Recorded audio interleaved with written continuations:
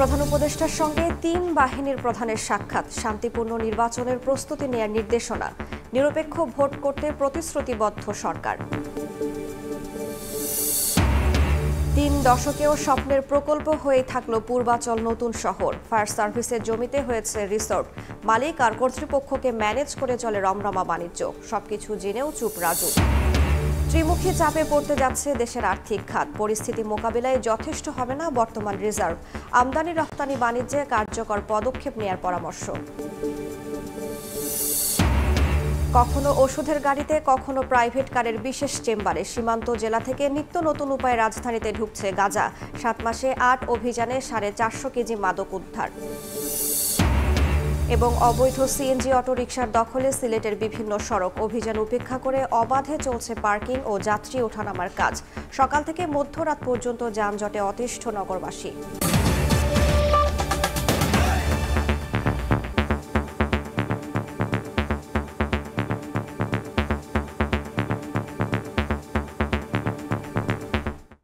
সকালের সময়ের সঙ্গে আছি আমি রাইসা জান্নাত।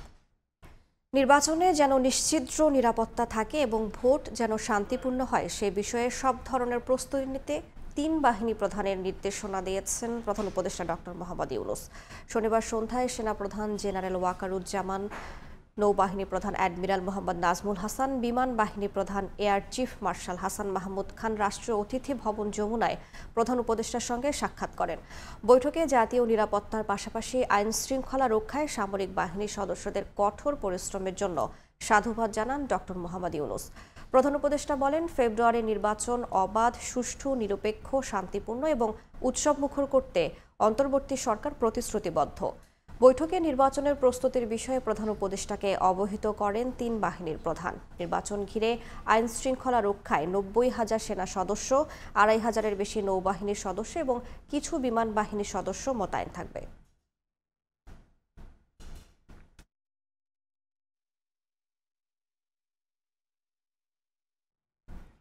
জামায়াত নতুন নতুন দাবি সামনে এনে নির্বাচনে বাধা সৃষ্টি করছে। 24 দিয়ে 71কে ভুলিয়ে দিতে পরিকল্পিতভাবে বিভক্তি তৈরি করছে ষড়যন্ত্রকারীরা।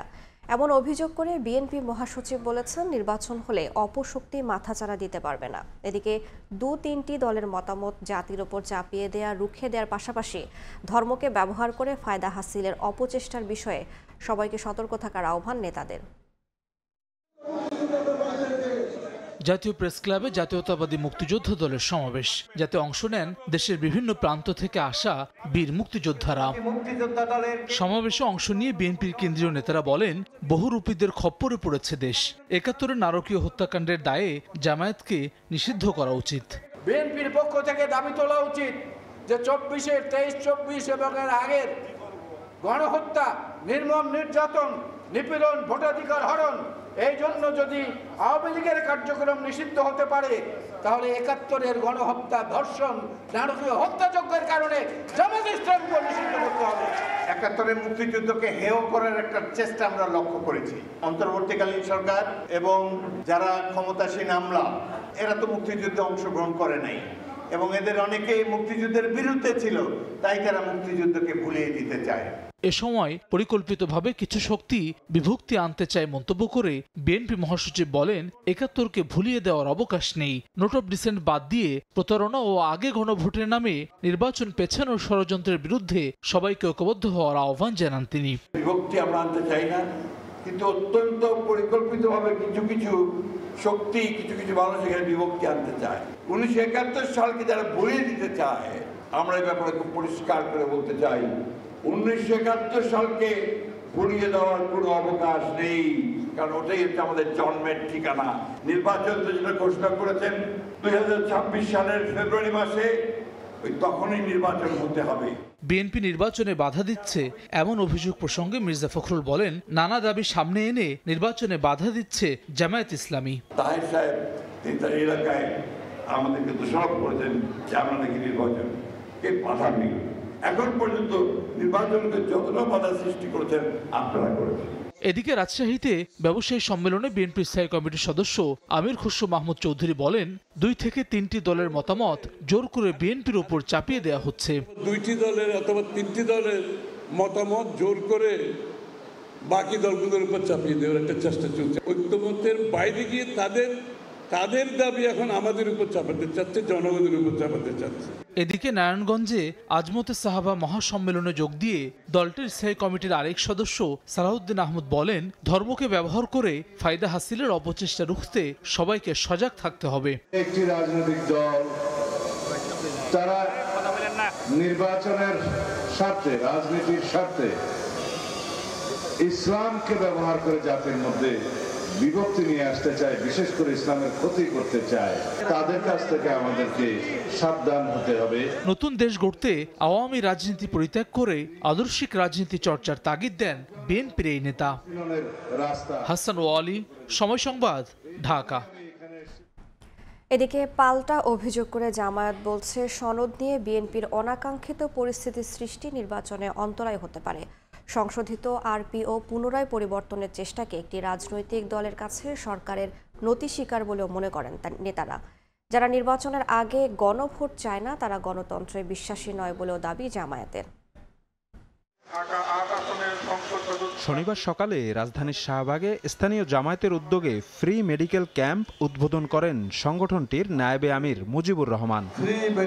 পিআর পদ্ধতিতে ভোট হলে নির্বাচনে কালো টাকা ও পেশি শক্তির দৌরাত্ম্য কমে যাবে বলে মন্তব্য করেন মুজিবুর রহমান। জনগণের ভোটের সঠিক মূল্যায়নে পিআর পদ্ধতির বিকল্প নেই জানিয়ে জামায়াতের শীর্ষ এই নেতা বলেন, সকল ইসলামী দল ঐক্যবদ্ধ হয়ে নামবে ভোট যুদ্ধে। টাকা পয়সা দিয়ে যে নির্বাচনকে প্রভাবিত করা এবং নিজেকে এমপি করার জন্য পাগল হয়ে যাওয়া, 10টা হুন্ডা 20টা গুন্ডা ইলেকশন ঠান্ডার এই যে বাজে একটা পদ্ধতি আর সামনে এটা কোনোদিন আসবে না ইনশাআল্লাহ, যদি পিআর সিস্টেম এখানে চালু করা যায়। এদিন গণমাধ্যমে পাঠানো জরুরি ভিডিও বার্তায় জামায়াতের আরেক নায়েবে আমির সৈয়দ আব্দুল্লাহ মোহাম্মদ তাহের অভিযোগ করেন, সংশোধিত আরপিও পরিবর্তনের চেষ্টা একটি রাজনৈতিক দলের কাছে সরকারের নতি স্বীকারের শামিল। জুলাই সনদ বাস্তবায়ন নিয়ে বিএনপি ধোঁয়াশা তৈরি করেছে বলেও মন্তব্য করেন মোহাম্মদ তাহের। আরপিওকে পুনরায় সংশোধন করা একটি দলের অন্যায় অযৌক্তিক আবদারের কাছে নথি স্বীকার করার শামিল বলেই আমরা মনে করি। সনদ বাস্তবায়ন নিয়ে বিএনপি নতুন করে যে পরিস্থিতি তৈরি করেছে, এটি একেবারে অনাকাঙ্ক্ষিত। নির্বাচনের ঠিক আগে হঠাৎ এরকম রাজনৈতিক অনিশ্চয়তা উত্তাপ তৈরি করা ফেব্রুয়ারি নির্বাচন অনুষ্ঠানের প্রক্রিয়াকে বাধাগ্রস্ত করছে বলে রাষ্ট্র সংস্কার ও বিচার নিয়ে সরকারের ধীর গতির সমালোচনা করেন জামায়াতের নীতি নির্ধারণী পর্যায়ের এই নেতা। আমরা আশা করি উনি দৃঢ় ভূমিকা পালন করবেন। শফিক মুন্সি, সময় সংবাদ, ঢাকা। প্রায় 3 দশক কেটে গেলেও পূর্বাচল নতুন শহর প্রকল্প এখনও কেবলই স্বপ্ন। কিন্তু বরাদ্দকৃত বিভিন্ন প্লটে একের পর এক গড়ে উঠছে রিসোর্ট সহ নানা অনুমোদিত ব্যবসা। সবকিছু জেনেও চুপ রাজুক, একরকম মালিক আর কর্তৃপক্ষকে ম্যানেজ করে চলে এসব রমরমা বাণিজ্য। তাই তো প্রশ্ন উঠছে, পকেট ভারী রাখতে ইচ্ছে করে কি 7 দফা মেয়াদ বাড়িয়েও 2024-এর ডিসেম্বরেও শেষ হয়নি প্রকল্প? আমিনুল ইসলামের তোলা ছবিতে বিস্তারিত দেখব আলামিন তুষারের প্রতিবেদনে। এখানে ক্লোজ লেখা আছে, কি বন্ধ? পূর্বাচল নতুন শহরের 28 নম্বর সেক্টর, 4.7 একর জমি জুড়ে দৃষ্টিনন্দন এই রিসর্টের নাম দ্য স্পট। আগে থেকেই বুকিং দিলে নানা সামাজিক অনুষ্ঠানের আয়োজন সম্ভব এখানে। তবে রাজুকের ওয়েবসাইটে থাকা এই সেক্টরের নকশায় এখানে তো এমন কিছু থাকার কথা নয়। পূর্বাচলের 3টি ফায়ার স্টেশনের একটি হবার কথা এখানে, তার বদলে আছে 2টি কটেজ আর একটি রেস্টুরেন্ট। রিসর্ট পরিচালনাকারীদের দাবি অনুমতি নিয়ে এই স্থাপনা নির্মাণ করেছেন, যদিও কাগজপত্র দেখতে বনানী মূল অফিসে যেতে চাইলে বেঁকে বসেন তিনি। এখানে ক্লোজ লেখা। ফায়ার সার্ভিসের যে জায়গাটা আছে সেই জায়গাটা হচ্ছে আমরা বাউন্ডারি করে এই জায়গাটার মধ্যে আমরা হচ্ছে লিজ নিয়ে বিজনেস করছি। প্রতি মাসে আমরা এটার জন্য একটা নির্দিষ্ট অ্যামাউন্ট ভাড়া দিয়ে আসছি। আমাদের কাছে সব লিগ্যাল ডকুমেন্ট, লিগ্যাল ইনফরমেশন আছে।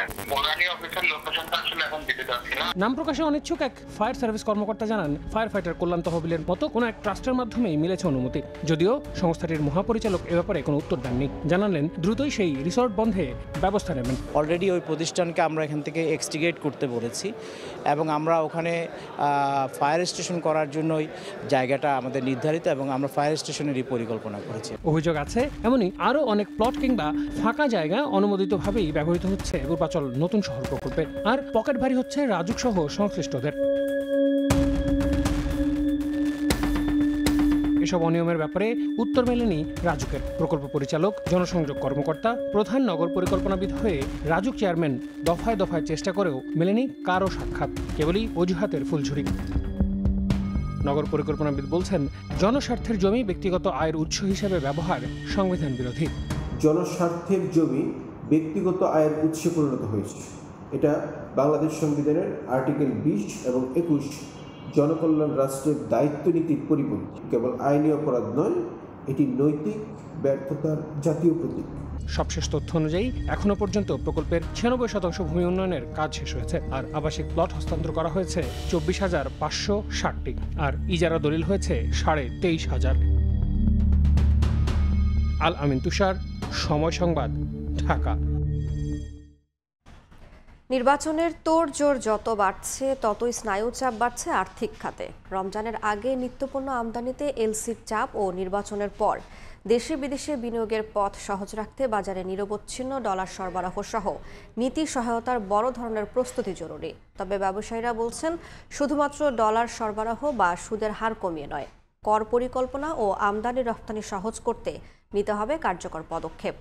বাংলাদেশ ব্যাংক বলছে, ত্রিমুখী চাপে চাহিদার তুলনায় বর্তমান রিজার্ভ যথেষ্ট হবে না। সেলিয়া সুলতানার রিপোর্ট। রমজানকে সামনে রেখে নিত্যপণ্য আমদানি বাড়ছে। স্বাভাবিকভাবেই বাজার স্থিতিশীল রাখতে বছরের এই সময়ে খাদ্যপণ্য আমদানিতে গুনতে হয় মোটা অঙ্ক। আন্তর্জাতিক বাজার দর আর পরিবহনের খরচের উপর নির্ভর করে প্রতি বছরই এলসি খোলার আর্থিক আকারও হয় প্রায় দ্বিগুণ। এদিকে নির্বাচন ঘনিয়ে আসার সাথে সাথে শিল্প ও পেট্রোলিয়াম জাতীয় পণ্যের আমদানি বেড়েছে। গত বছরের 5ই আগস্টের পর পরিবর্তিত পরিস্থিতির সময়টি বাদ দিয়ে স্বাভাবিক সময় ধরলে 2023 সালের এই সময়ের তুলনায় তা কিছুটা কম। অন্যদিকে দেশীয় বিনিয়োগকারীদের মতো বিদেশি বিনিয়োগকারীরা রয়েছেন নতুন সরকারের অপেক্ষায়। ফলে আসছে 6 মাসে ত্রিমুখী চাপে পড়তে যাচ্ছে আর্থিক খাত। ইলেক্টেড গভর্নমেন্ট আসলে ব্যবসা বাণিজ্য একটা চাঙ্গা ভাব থাকবে। এই আমরা এখন রিজার্ভ নিয়ে যত স্বস্তির মধ্যে আছি, খুব স্বস্তিদায়ক অবস্থায় থাকা যাবে না যখন প্রচণ্ড চাপ সৃষ্টি হবে। একই সাথে ভোগ্যপণ্যের আমদানির চাপ, আরেকদিকে শিল্প কাঁচামাল আমদানির চাপ। ব্যবসায়ীরা বলছেন, এই 6 মাসের পরিস্থিতির উপর নির্ভর করছে কতটা ঘুরে দাঁড়াবে বাংলাদেশ। যেখানে আমাদের 6 থেকে 8% লেভেলে জিডিপি গ্রোথ ছিল, সেটা 3 থেকে 4% লেভেলে নেমে এসছে।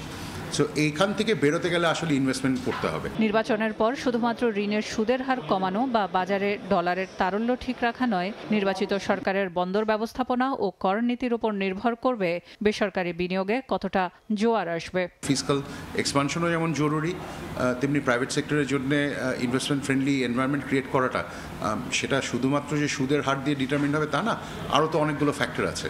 সেই পলিটিক্যাল স্টেবিলিটি, এনার্জি সাপ্লাই থেকে শুরু করে আমাদের যে কাস্টমস ক্লিয়ারেন্স প্রসিডিওর, যেটা যে জাহাজ থেকে নামার পরে কন্টেনার পোর্ট থেকে বের করতে, এই প্রসেস থেকে 2 থেকে 3 সপ্তাহ বেশি লেগে যাচ্ছে। সো এই আসলে তো আমাদের জন্য দরকার ছিল এই জায়গাটাতে একটা ইমপ্রুভমেন্ট করা। গত বছর আমদানি বাড়ার সাথে সাথে বেড়েছিল আমদানিকারকের সংখ্যাও। ফলে এবার অর্থ পাচার রোধে সেদিকেও নজরদারি রাখা হবে বলছে কেন্দ্রীয় ব্যাংক সূত্র। সেলিয়া সুলতানা, সময় সংবাদ, ঢাকা। ময়মনসিংহে কমছেই না ডেঙ্গুর প্রকোপ। হাসপাতালগুলোতে প্রতিদিনই বাড়ছে রোগীর চাপ। ডেঙ্গু পরিস্থিতির সবশেষ খবর জানাতে ময়মনসিংহ মেডিকেল কলেজ হাসপাতালে আছেন সহকর্মী উবাইদুল হক। সরাসরি চলে যাচ্ছি তার কাছে। আমি এখন আছি ময়মনসিংহ মেডিকেল কলেজ হাসপাতালের ডেঙ্গু ওয়ার্ডের ঠিক বারান্দায়। এখানে বারান্দায় মেঝেতে যেভাবে রোগীরা, ডেঙ্গু আক্রান্ত রোগীরা যারা আছেন, তাদের এই চিত্র দেখে আসলে বোঝা যায় আসলে ময়মনসিংহে ডেঙ্গুর প্রকোপ কতটা বাড়ছে এবং ক্রমান্বয়ে কিন্তু এই রোগীর চাপ কিন্তু ক্রমান্বয়ে বাড়ছে। এবং আমরা একটু দেখাতে চাই যে এই হাসপাতালের যে 24 শয্যার যে ডেঙ্গু ওয়ার্ডটি রয়েছে, এখানে কিন্তু এখন টিল ধারণের ঠাঁই নেই, অর্থাৎ বেড, 24 বেড এবং মেঝেতে কিন্তু রোগীরা এখানে চিকিৎসা নিচ্ছেন। এবং এই যে রোগীর চাপ, এই রোগীর চাপ সামলাতে কিন্তু এখানের যারা চিকিৎসক, নার্স রয়েছেন, তারা কিন্তু বেশ হিমশিম খাচ্ছেন। এখানে মূলত বর্তমানে রোগী ভর্তি রয়েছেন, এখানে 24 শয্যার বিপরীতে ভর্তি রয়েছেন এখানে 80 জন, যার মধ্যে পুরুষ 67 জন, নারী 9 জন এবং শিশু 4 জন, এবং গত 24 ঘন্টায় কিন্তু ভর্তি হয়েছেন 40 জন এবং ছুটি হয়েছে 60 জনের বেশি। আসলে রোগীর চাপ এতটাই বেড়েছে যে আসলে বেড, শয্যা এবং মেঝেতে আসলে চিকিৎসা নিতে হবে। এবং সবচেয়ে আশঙ্কাজনক বিষয় হচ্ছে যে আগে ঢাকা বা আশেপাশের জেলা থেকে রোগীরা এখানে চিকিৎসা নিতে আসতেন, ডেঙ্গু আক্রান্ত হয়ে আসতেন, তবে বর্তমানে কিন্তু সেটি ময়মনসিংহ নগরীতে ছড়িয়ে পড়েছে এবং প্রায় 80% রোগী কিন্তু ময়মনসিংহ নগরীর প্রথম দিকে বাউন্ডারি রোড, জেলা স্কুল মোড়, নতুন বাজার এই এলাকাগুলো থেকে রোগী বেশি আসতো। তবে এই সংক্রমণ বেড়ে যাওয়ায় কিন্তু পুরো নগরীর থেকেই আকুয়া, শানকিপাড়া, কালীবাড়ি বা সব বলা যায় যে পুরো নগরীতেই কিন্তু সংক্রমণ ছড়িয়ে পড়েছেন এবং চিকিৎসকরা যেটা আশঙ্কা করছেন যে এই নভেম্বরে কিন্তু এর প্রকোপটা আরও বাড়ার সম্ভাবনা রয়েছে। কারণ গত কয়েকদিন যাবৎ যেভাবে বৃষ্টি পড়ছে, এই বৃষ্টির যেহেতু থামছে না, তাতে করে এই ডেঙ্গুর প্রকোপ কিন্তু আরও বেড়ে যেতে পারে বলে তারা আশঙ্কা করছেন।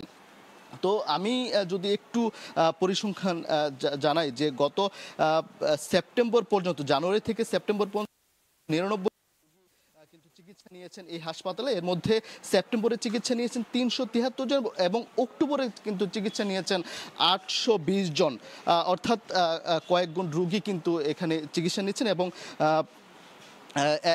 গতকালকে 24 জন নতুন করে ভর্তি হয়েছেন, আগের দিন গত 1 নভেম্বর কিন্তু 40 জন ভর্তি হয়েছেন, আগের দিন 41 জন ভর্তি হয়েছেন এবং সব মিলিয়ে প্রতিদিনই আসলে এখানে দেখা যাচ্ছে যে ভর্তি থাকছে 80 থেকে 100 জনের মতো রোগী কিন্তু প্রতিদিনই ভর্তি থাকছেন। এবং চিকিৎসকরা যেটি বলছেন যে এখন আসলে সচেতন হওয়ার সময় এসেছে এবং স্থানীয় যারা রয়েছেন তাদেরকে সবাইকে প্রত্যেককে নিজ নিজ জায়গা থেকে আসলে সচেতন হওয়ার আহ্বান জানিয়েছেন এবং তাতে করে এই সংক্রমণ ঠেকানো সম্ভব বলে চিকিৎসকরা আমাদেরকে বলছেন। তো এই ছিল ময়মনসিংহ মেডিকেল কলেজ হাসপাতাল থেকে ডেঙ্গুর সংক্রমণ নিয়ে সবশেষ খবরাখবর। সরাসরি যুক্ত ছিলাম ময়মনসিংহে। মরণ নেশা আইস, ইয়াবা আর হেরোইনের মতো এখন গাঁজা পরিবহনেও অভিনব সব পন্থার আশ্রয় নিচ্ছে মাদক কারবারিরা। বিক্রির জন্য মজুত করতেও আশ্রয় নিচ্ছে নিত্য নতুন বিশেষ কায়দা। কখনো জরুরি সেবা ওষুধ পরিবহনের কাভার্ড ভ্যানের বিশেষ চেম্বারে, কখনো প্রাইভেট কারের সিটের নিচের চেম্বারে, কখনো বিছানার তোষক, এমনকি ডাইনিং টেবিলের নিচে বিশেষ চেম্বারেও রাখা হচ্ছে গাঁজা। গত 7 মাসে 8টি অভিযানে 450 কেজি গাঁজা উদ্ধার ও 18 জনকে গ্রেফতারের পর এসব তথ্য দিয়েছে র্যাব 2। দেশের বিভিন্ন সীমান্তবর্তী জেলা থেকে মাদকগুলো ঢাকায় এনে বিক্রির চেষ্টা করেছে কারবারিরা। মাসুদুর রহমানের রিপোর্ট।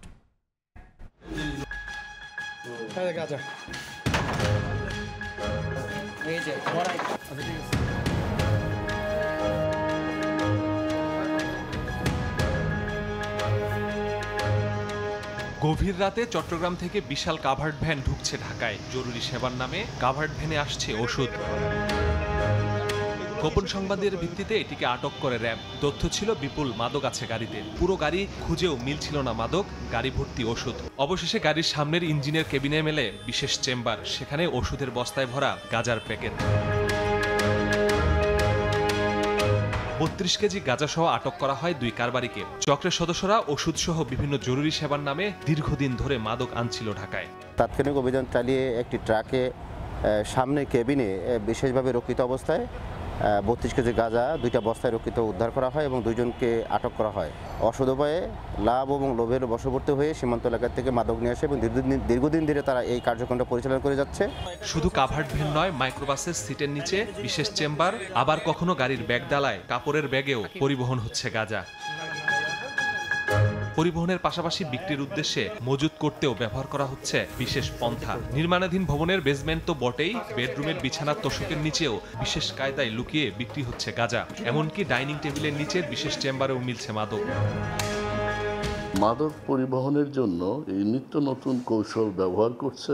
আমরাও এই কৌশলগুলো আমরা ফলো করে গোয়েন্দা নজরদারির মাধ্যমে আমরা অভিযান পরিচালনা করছি।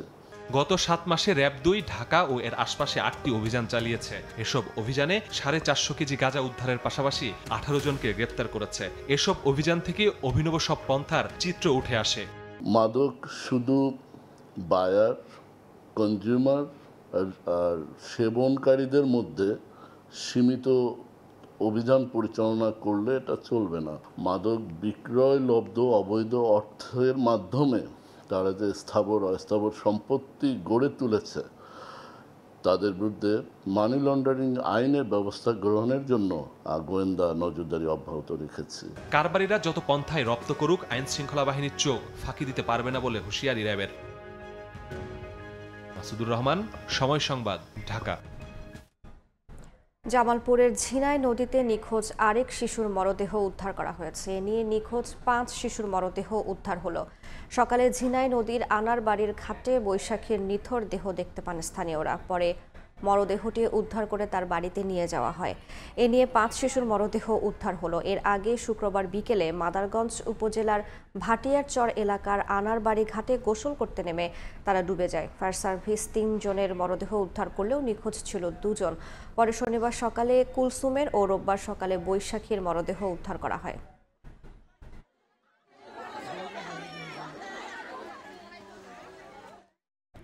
দাম বৃদ্ধি সহ বিভিন্ন দাবিতে মিল্ক ভিটায় দুধ সরবরাহ বন্ধ রেখেছে সিরাজগঞ্জের শাহজাদপুরের খামারিরা। সেখানে আছেন সহকর্মী রিঙ্কু কুণ্ডু, সরাসরি চলে যাচ্ছি তার কাছে।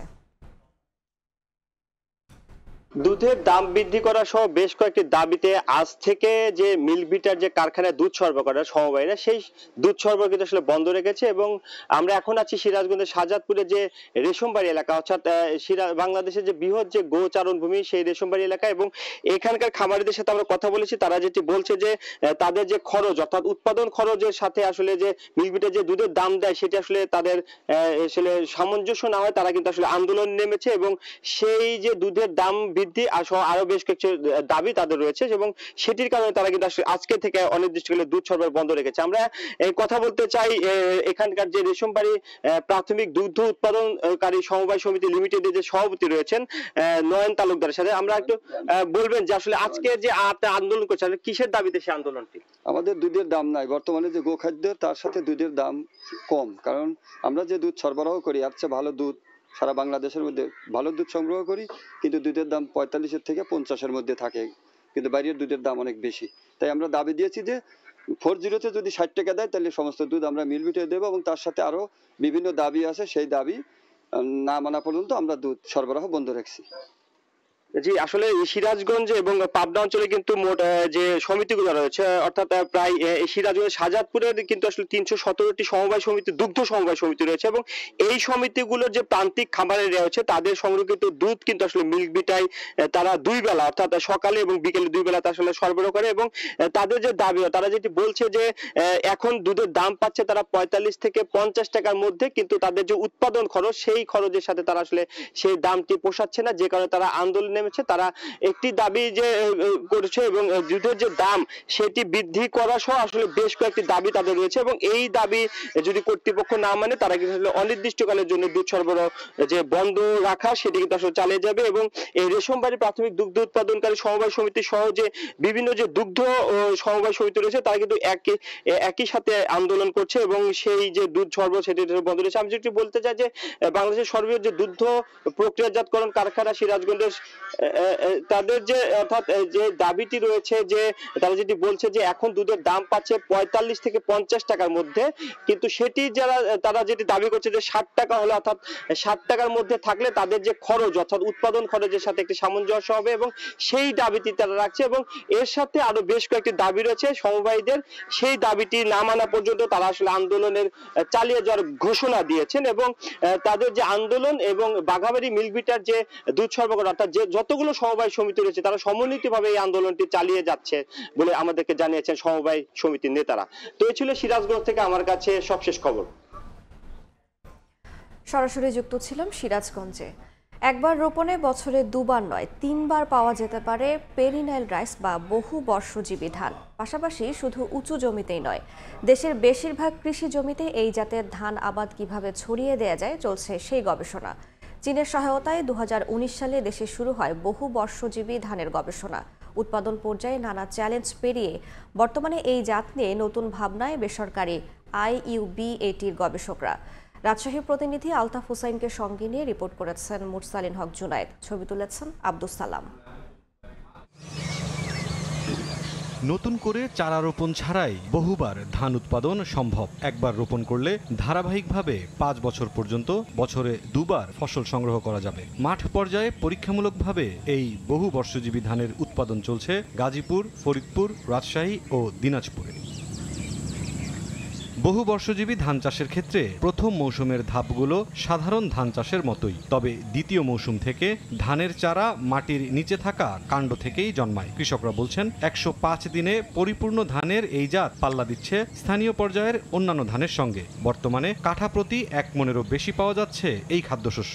বিঘাতে যদি 10,000 টাকা মোটামুটি খরচ আছে, সার বীজ পানি সব মিলে, তো এতে আপনার 4,000 টাকা খরচ করলেই 1 বিঘা ভূমি হয়ে যায়। একবার যেমন ধান কাটেছি আমি 10 মণ 30 কেজি ধান হয়েছে আমার, আপনার মোটামুটি 8 কাঠা মতো জায়গা। একবার লাগিয়ে দিয়েছি, ওই ধানটা কেটে নিয়েছি, আবার ধর আগে থেকে আপনার আবার ধান হয়ে গেল। সেকেন্ড সিজন থেকে হচ্ছে যে আমরা শুধুমাত্র আমাদের ধানের যে আছে স্টেম আছে, এখান থেকে 10 সেন্টিমিটার আমরা রেখে দিয়ে তার উপর থেকে কাটে। এই ধানের জন্য আমাদের একটু হাইল্যান্ড প্রয়োজন আর কি।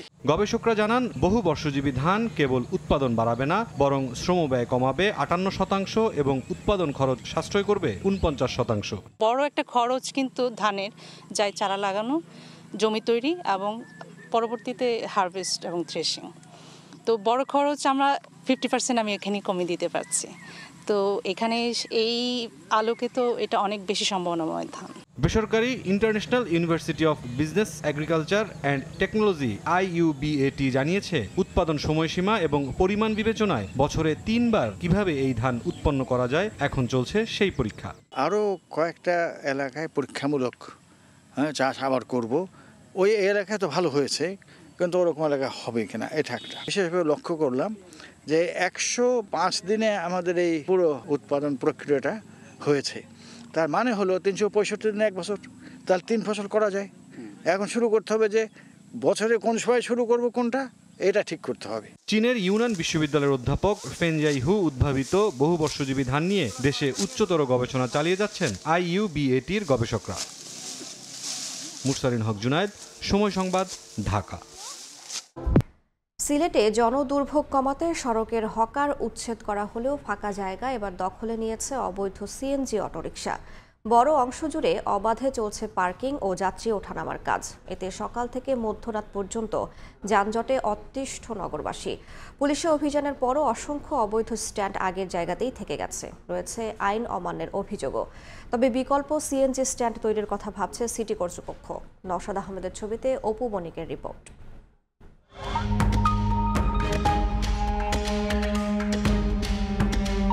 নগরীর ব্যস্ততম এ রাস্তার পুরোটাই CNG অটোরিকশার দখলে। পাশাপাশি মূল সড়কের ওপরই গড়ে উঠেছে অস্থায়ী CNG স্ট্যান্ড। যাত্রী তোলার নামে ঘন্টার পর ঘন্টা দাঁড়িয়ে থাকে এগুলো। এতে প্রতিনিয়ত সৃষ্টি হচ্ছে যানজট, বাড়ছে জনভোগান্তি। আমাদের স্কুলে যাইতে সমস্যা হয়, এদিকে সবসময় গাড়ি ঘোড়া ভরা থাকে, যানজট লেগে থাকে। হকারও মুক্ত হচ্ছে, অটোরিক্সাগুলো মুক্ত হচ্ছে, কিন্তু CNG-গুলো হচ্ছে কি প্রতিটা পয়েন্টে পয়েন্টে স্ট্যান্ড বানায় ফেলতেছে। CNG লেগুনা আবার গাড়ির স্ট্যান্ড এগুলো আবার দখল হয়ে গেছে। তো আমরা চাই এই জঞ্জাল মুক্ত হোক।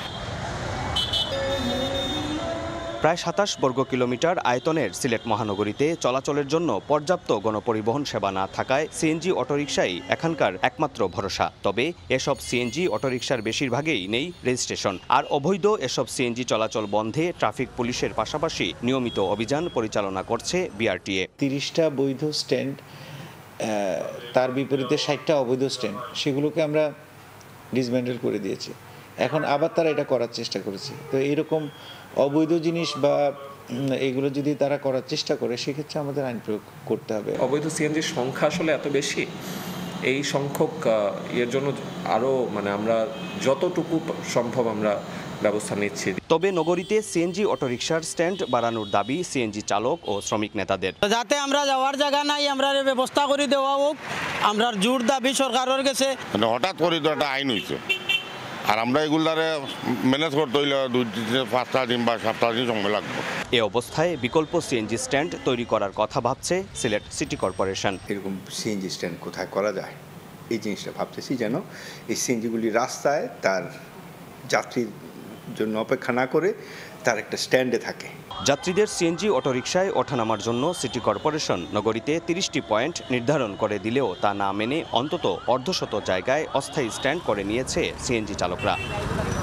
ফুটপাত থেকে অবৈধ হকার উচ্ছেদের পর এবার গলার কাটা এভাবে গড়ে ওঠা অবৈধ সিএনজি স্ট্যান্ড। তবে প্রশাসনের কঠোর পদক্ষেপ কবে নিবে সেটাই এখন শুধুই সময়ের দাবি। অপুবণিক, সময় সংবাদ, সিলেট।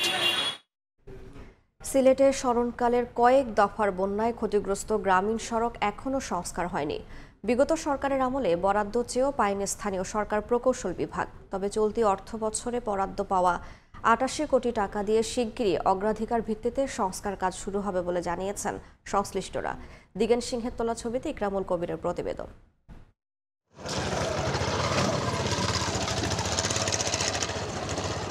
সিলেটের বিশ্বনাথ আকিলপুর এই সড়কের বেহাল দশা ২০২২ সালের বন্যার পর থেকে। ভয়াবহ বন্যা সিলেট অঞ্চলের সড়ক অবকাঠামো তছনছ করে দেয়। আর্থসামাজিক প্রেক্ষাপট মারাত্মক ক্ষতির মধ্যে পড়ে। এই ক্ষতি কাটিয়ে উঠতে না উঠতে মরার উপর খাড়ার ঘা এসে যোগ দেয় ২০২৪-এর বন্যা। যেবার যাই অবায়ু বাঙ্গা সারা রাস্তা চালাইবার মনে হয় না রাস্তা। পিতিকুইন লামাগাজি একবার আপ ডাউন করলে আর দ্বিতীয়বার যাওয়ার মনে হয় না, শরীরও বেদনা হয়ে যায়। হলেও দফায় দফায় বন্যায় সিলেটের কোম্পানিগঞ্জ, গোয়াইনঘাট, কানাইঘাট, জৈন্তাপুর, বিশ্বনাথ, বালাগঞ্জ, জকিগঞ্জ সহ জেলার ১৩ উপজেলার অধিকাংশ সড়ক বেহাল দশা হয়ে পড়ে।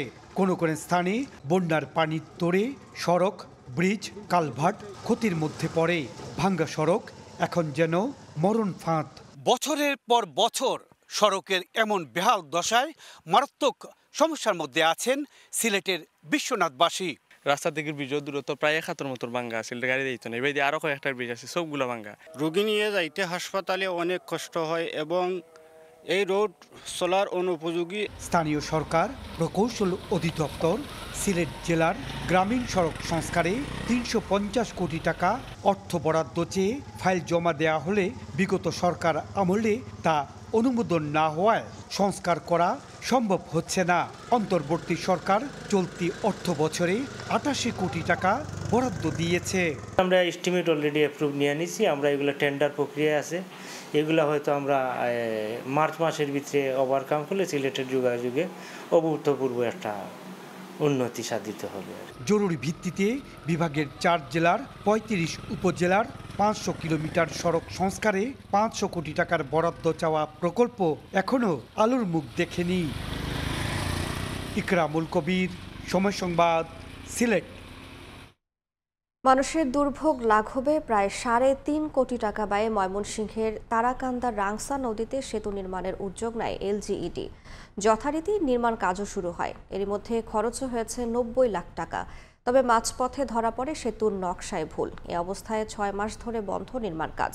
এতে বাঁশের সাঁকো দিয়ে ঝুঁকি নিয়ে পার হতে হচ্ছে চলাচলকারীদের। এলজিইডি বলছে নকশা সংশোধন করা হয়েছে, অনুমোদনের পর শুরু হবে কাজ। হোসেন আলীর ছবিতে উবায়দুল হকের রিপোর্ট। নদীর উপর বাঁশের সাঁকো, ভয় আতঙ্ক নিয়ে প্রতিদিন এই সাঁকো পার হচ্ছে স্কুল শিক্ষার্থী সহ দুপারের হাজারো মানুষ। ঝুঁকিপূর্ণ এই সাঁকুই এখন ময়মনসিংহের তারাকান্দা উপজেলার রামপুর ও গালাগাঁও ইউনিয়নের ১৫টি গ্রামের মানুষের একমাত্র ভরসা। অথচ দুর্ভোগ লাঘবে রাংসা নদীর উপর সেতু নির্মাণের উদ্যোগ নেয় এলজিইডি। যথারীতি শুরু হয় নির্মাণ কাজ। খরচও হয়েছে ৯০ লাখ টাকা। চলতি বছরের ২২ এপ্রিল সেতু নির্মাণ শেষ হওয়ার কথা থাকলেও মাঝপথে নকশায় ত্রুটি ধরা পড়ায় ৬ মাস ধরে বন্ধ রয়েছে কাজ। মরিচা ধরেছে রডে, নষ্ট হচ্ছে নির্মাণ সামগ্রী। কবে হবে নতুন নকশার অনুমোদন, কবে শুরু হবে কাজ, এ নিয়ে অনিশ্চয়তায় স্থানীয়রা। আমরা যে সময় পার হই এই সময় বাসের সাঁকো অনেক লড়াচড়া করে, এই সময় আমরা পার হতে পারি না, অনেক ভয় করে। ৩00-৪০০ স্টুডেন্ট আছে স্কুল মাদ্রাসা কলেজের, এই ছাত্রগুলার প্রতিদিন সমস্যা হইতাছে। আমরা একটা মরা মানুষ যদি নেওয়ার লাগে নৌকা দিয়ে আনালে কান্দ করে নেওয়ার লাগে। পানি আর তাদের নিচের ব্রিজের যে নিচের লেভেল এটা সমান, নিচে নৌকা কোনো মতেই যাইতো না। আমরা চাই এই ব্রিজটা দ্রুত যাতে কাজটা করে। এলজিইডির নির্বাহী প্রকৌশলী জানান নকশা সংশোধনের কাজ শেষ হয়েছে, অনুমোদন পেলেই শুরু হবে নির্মাণ কাজ।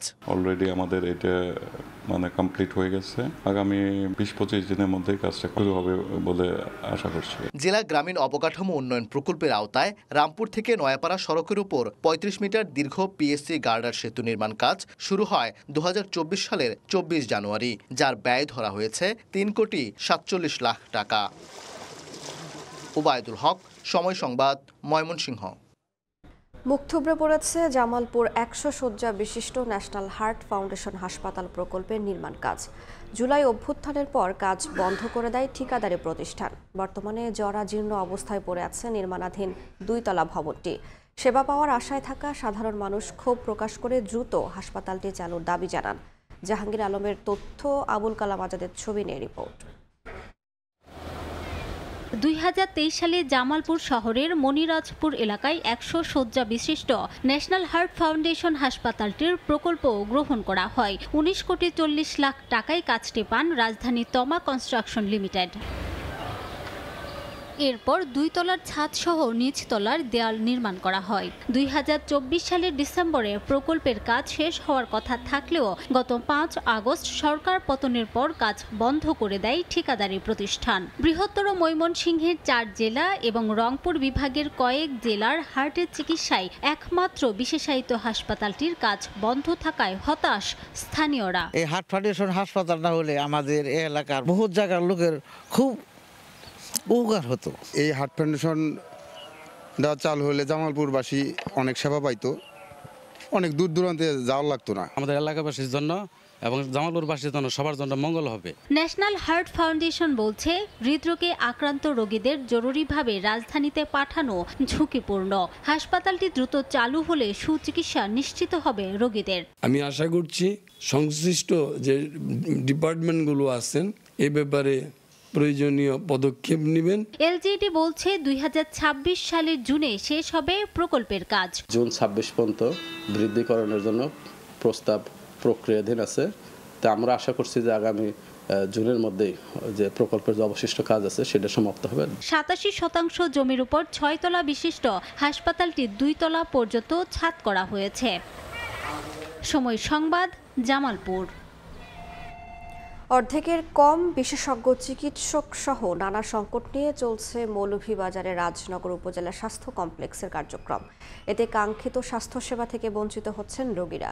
সিভিল সার্জন জানিয়েছে, জনবল সংকটের বিষয়টি জানানো হয়েছে ঊর্ধ্বতন কর্তৃপক্ষকে। শাহ অলিদুর রহমানের তথ্য ও মোহাম্মদ ইয়ারুব আহমেদের ছবিতে রিপোর্ট। মৌলভীবাজারের রাজনগর উপজেলা স্বাস্থ্য কমপ্লেক্স প্রায় ২.৫ লাখ মানুষের সরকারি স্বাস্থ্যসেবা পাওয়ার একমাত্র ভরসাস্থল এই স্বাস্থ্য কমপ্লেক্স। তবে প্রতিষ্ঠানে বিশেষজ্ঞ চিকিৎসকের ১০টি পদের মধ্যে দীর্ঘদিন ধরে শূন্য ৬টি। ৩টি মেডিকেল অফিসার পদের বিপরীতে আছেন একজন। অপারেশন থিয়েটার অব্যবহৃত থাকায় অকেজো হয়ে পড়েছে অনেকটাই।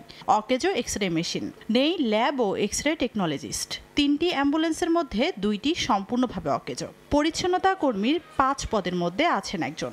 এসব সংকটে কাঙ্ক্ষিত স্বাস্থ্যসেবা না পাওয়ার অভিযোগ রোগীদের। স্প্রের জন্য আসলাম, স্প্রে তারা করে দিয়ে না, তারা প্রাইভেটও করার জন্য ৩ দিন ধরে যেতে ইনশাল্লাহ দেয় না, এবার হানিও দেয় না। সার্ভিসম্যান নাই, নার্স নাই, ডাক্তার আরও কিছু বাড়াইলে ভালো।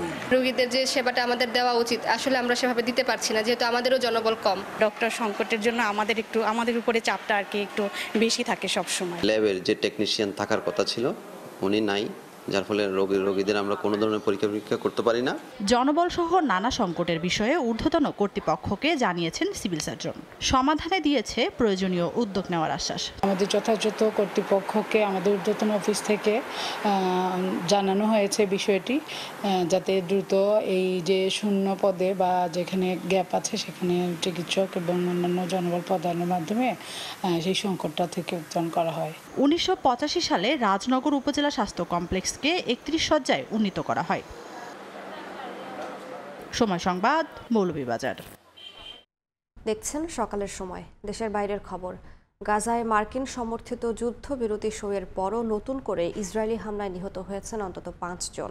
টানা পঞ্চম দিনের মতো আকাশ ও স্থল হামলায় কেঁপে ওঠে খান ইউনিস ও উত্তর গাজা। অন্যদিকে যুদ্ধবিরতির শর্ত লঙ্ঘন করে ইসরায়েল মাত্র ২৪% সহায়তা ঢুকতে দিয়েছে গাজায়। পরিস্থিতি মানবিক বিপর্যয়ের নতুন স্তরে পৌঁছেছে বলে জানায় গাজা প্রশাসন। এদিকে ব্যাংকে নগদ অর্থ না থাকায় গাজার বাজারে চলছে অস্বাভাবিক মুনাফা বাণিজ্য। মার্কিন প্রেসিডেন্ট ডোনাল্ড ট্রাম্পের মধ্যস্থতায় হওয়া গাজা যুদ্ধবিরতি চুক্তি অবশেষে ঠুনকো প্রমাণিত হলো। চুক্তি অমান্য করে পঞ্চম দিনের মতো শনিবার ভোরে খান ইউনিসে বিমান হামলা চালায় ইসরায়েলি বাহিনী। এতে কয়েকজন নিহত হন। স্থানীয় সূত্র বলছে দিনের বেশিরভাগ সময় জুড়ে ড্রোন হামলা ও গোলাবর্ষণ চলেছে ইয়েলো লাইন সংলগ্ন এলাকায়। গাজা সিভিল ডিফেন্স জানায় ক্রমাগত হামলায় বহু স্থানে উদ্ধার কাজ বাধাগ্রস্ত হচ্ছে। শুক্রবার উদ্ধারকর্মীরা আগের হামলায় নিহত 22 জনের মরদেহ উদ্ধার করেন। গাজা সরকার জানিয়েছে যুদ্ধবিরতির পর থেকে প্রতিদিন গড়ে মাত্র 145টি ত্রাণবাহী ট্রাক প্রবেশ করছে, যা চুক্তি অনুযায়ী নির্ধারিত ট্রাকের মাত্র 24%। অক্টোবরের 10 থেকে 31 তারিখ পর্যন্ত মোট 3203টি ট্রাক গাজায় প্রবেশ করেছে, যার মধ্যে 84টি ডিজেল ও 31টি রান্নার গ্যাস বহন করছিল। গাজা প্রশাসন এই অবরোধকে মানবিক অপরাধ হিসেবে অভিহিত করে। গাজার পশ্চিম তীর জুড়ে নতুন করে হামলার পাশাপাশি ইসরায়েলি দখলদার ও বসতি স্থাপনকারীদের আক্রমণ বেড়েছে। নাবলুসের দক্ষিণে তাল শহরে 3 ফিলিস্তিনি নারীকে মারধর করা হয়। ক্যালকিলিয়ার পূর্বে ফালাতা শহরে জ্বালিয়ে দেওয়া হয় একটি ভবন ও গাড়ি। এদিকে তলকারিম ও হেব্রনে ইসরায়েলি সেনাদের অভিযানে গুলি বর্ষণের খবর পাওয়া গেছে। স্থানীয় গণমাধ্যম বলছে এসব হামলা যুদ্ধবিরতি শর্তের সরাসরি লঙ্ঘন। এদিকে যুদ্ধবিরতির পর গাজার অর্থনীতিতে দেখা দিয়েছে ভয়াবহ নগদ অর্থের সংকট। ব্যাংক খুললেও সেখানে নেই নগদ অর্থ। ঘন্টার পর ঘন্টা লাইনে দাঁড়িয়েও মানুষ ফিরে যাচ্ছে খালি হাতে। কেউ কেউ বাধ্য হয়ে 20 থেকে 40% পর্যন্ত কেটে বেতন তুলছে কালোবাজারিদের মাধ্যমে, যার সুযোগ নিচ্ছে কিছু অসাধু ব্যবসায়ী ও দালাল চক্র। সামান্য অর্থ তুলতেও দিতে হচ্ছে মোটা কমিশন, ফলে মানবিক চাপে পড়েছে সাধারণ মানুষ। সাদিয়া তাসনিম, সময় সংবাদ। ইংল্যান্ডের ক্যামব্রিজশায়ারে চলন্ত ট্রেনে একাধিক ব্যক্তিকে ছুরিকাঘাতের ঘটনায় অন্তত 10 জন হাসপাতালে ভর্তি।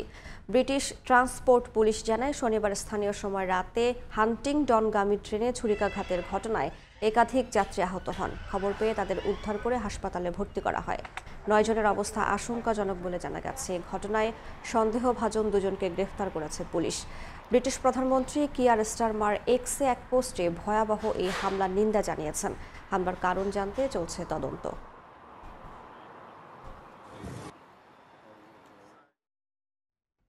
দেখছেন সকালের সময়। খেলার খবর। আরও একবার শান্ততেই আস্থা খুঁজে পেল বাংলাদেশ ক্রিকেট বোর্ড। নতুন কারো হাতে নয়, বুঝিয়ে শুনিয়ে নাজমুল হোসেন শান্তকেই ফিরিয়ে আনা হলো পুরানো পদে। 2025 থেকে 2027 পর্যন্ত চলমান আইসিসি টেস্ট চ্যাম্পিয়নশিপের পুরোটা সময় তার হাতেই থাকবে বাংলাদেশ টেস্ট দলের দায়িত্ব। আজ এক বিজ্ঞপ্তিতে বিষয়টি নিশ্চিত করেছে বিসিবি। এদিকে পুনর্বার দায়িত্ব নিয়ে নিজের সন্তুষ্টির কথা জানিয়েছেন শান্ত। সালটা 2023। সাকিব আল হাসানের হাত থেকে অধিনায়কত্ব তুলে দেওয়া হয় নাজমুল হোসেন শান্তর কাছে। শুরুটা টেস্ট দিয়ে হলেও এক পর্যায়ে সাকিবের পর বাংলাদেশের 3 ফরম্যাটের দায়িত্বই পান শান্ত। মনে হচ্ছিল দারুণ কিছুর দিকে এগোচ্ছে বাংলাদেশ ক্রিকেট। কিন্তু বছর না ঘুরতেই ছন্দপতন। টি-20-র ফর্মটা ভালো না থাকায় নিচ থেকেই ক্যাপ্টেন্সি ছেড়ে দেন শান্ত। কিন্তু ওয়ানডে টেস্টটা চলছিল বেশ ভালোভাবে। অন্তত সাদা পোশাকে তাকে টেক্কা দেওয়ার মতো ছিল না কেউ। কিন্তু ওই যে বাংলাদেশ ক্রিকেটের চিরাচরিত স্বভাব, বেশি ভালো এখানে ভালো না, নজর লাগে শান্তর ক্যাপ্টেন্সিতে। হুট করে তাকে না জানিয়ে শ্রীলঙ্কা সফরে যাওয়ার কয়েক ঘন্টা আগে ওয়ানডে ক্যাপ্টেন্সি কেড়ে নেয় ক্রিকেট অপারেশনস। শান্তর জায়গায় দায়িত্ব তুলে দেওয়া হয় মিরাজের হাতে। এরপর চারদিকে নানা সমালোচনা হলেও একেবারে চুপ ছিলেন শান্ত। পরে 28 জুন লঙ্কানদের বিপক্ষে টেস্ট সিরিজ শেষে হুট করেই সাদা পোশাকের দায়িত্বটা ছেড়ে দেন তিনি। বোঝা যায় অভিমান জমে পাহাড় হয়ে গিয়েছিল, যার প্রতিফলনই ঘটেছিল সেই সংবাদ সম্মেলনে। তবে শান্ত ছেড়ে দিলেও তাকে নিয়ে কোনো নেতিবাচক কথা বলেননি বিসিবি প্রেসিডেন্ট আমিনুল ইসলাম বুলবুল, বরং বারবারই তাকে ফিরিয়ে আনার চেষ্টা করেছেন তিনি। কিন্তু অভিমান ভাঙানো যায়নি শান্তর। বাধ্য হয়ে হন্যে হয়ে নতুন অধিনায়ক খুঁজে বেরিয়েছে বিসিবি, কিন্তু রাজি করানো যায়নি সাবেক ক্যাপ্টেন মুমিনুলকে। মিরাজ এবং লিটন ভাবনাতে থাকলেও তাদের উপর শতভাগ আস্থা পাচ্ছিল না বোর্ড কর্তারা। বাধ্য হয়ে আবারও শান্তর শরণাপন্ন হন আমিনুল ইসলাম বুলবুল। নাজমুল আবেদিন ফাহিমকে দিয়ে কয়েক দফায় বোঝান এই টপ অর্ডার ব্যাটারকে। সাবেক প্রেসিডেন্ট ফারুক আহমেদও চেষ্টা করেছেন নিজের মতো করে। অবশেষে সবার অনুরোধে আবারও ফিরলেন শান্ত। তবে এবার আর অল্প সময় নয়, বেশ লম্বা সময়ের জন্য আসলেন 27 বছর বয়সী ক্রিকেটার। 2025 থেকে 2027 পর্যন্ত আইসিসির চলমান টেস্ট চ্যাম্পিয়নশিপের পুরো চক্রতেই তিনি অধিনায়ক হিসেবে থাকবেন বাংলাদেশের। নতুন করে পুরনো দায়িত্ব নিয়ে নিজের উচ্ছ্বাস প্রকাশ করেছেন শান্ত। টেস্ট ক্রিকেটে দেশকে নেতৃত্ব দেয়া আমার জীবনের সবচেয়ে বড় গৌরবের বিষয়। আমি আমার ওপর দেয়া দায়িত্ব পালনের সর্বোচ্চ চেষ্টা করব।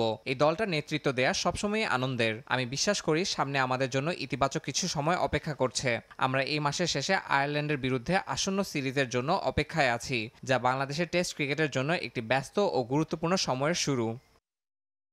নভেম্বরের 11 তারিখ সিলেটে আয়ারল্যান্ড টেস্ট দিয়ে নতুন দায়িত্ব শুরু করবেন নাজমুল হোসেন শান্ত। নিয়ন মোহাইমিন, সময় সংবাদ।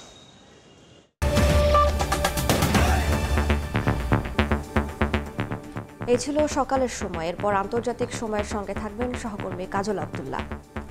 ধন্যবাদ রাইসা। আন্তর্জাতিক সময় নিয়ে আসছি কিছুক্ষণ পরে, সঙ্গে থাকুন সময়ের।